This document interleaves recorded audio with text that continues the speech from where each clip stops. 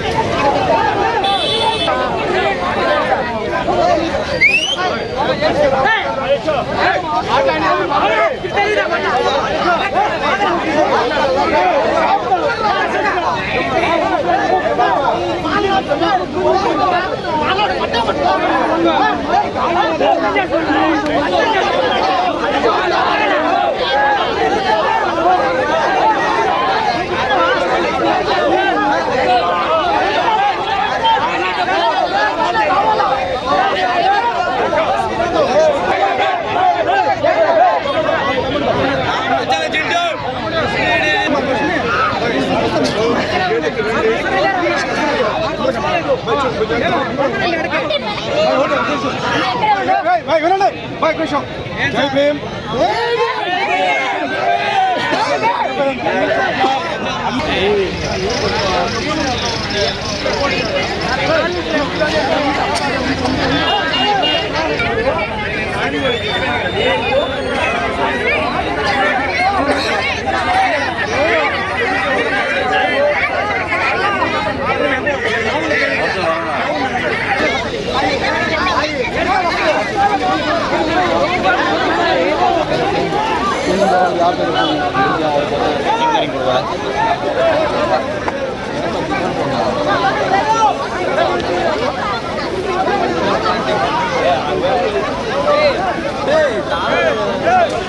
Of చేయమని చెప్పిన వెళ్ళలేదు.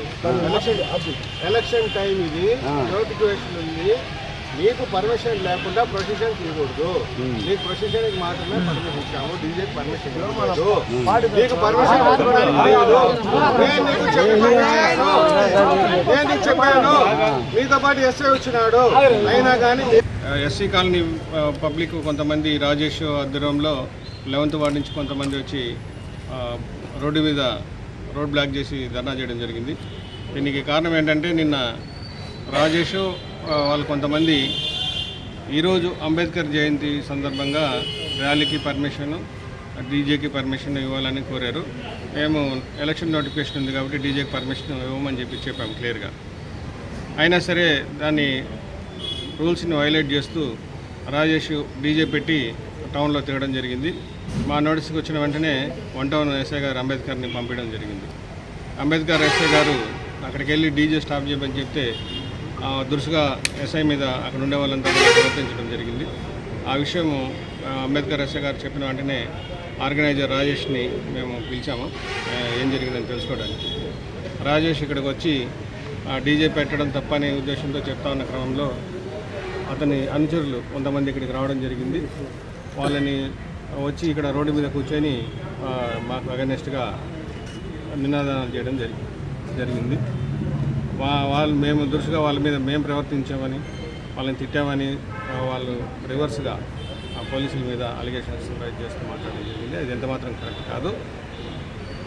ఎలక్షన్ కోడ్ అమల్లో ఉన్నప్పుడు ఎలక్షన్ కోడ్ పద్ధతి ప్రకారం, రూల్స్ ప్రకారం పాటించాల్సిన ధర్మం ఉంది.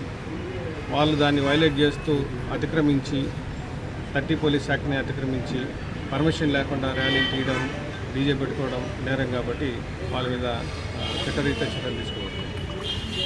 అందరినీ కూడా రోడ్డు మీద బ్లాక్ చేసి రోడ్డు ట్రాఫిక్ జామ్ చేయడం జరిగింది.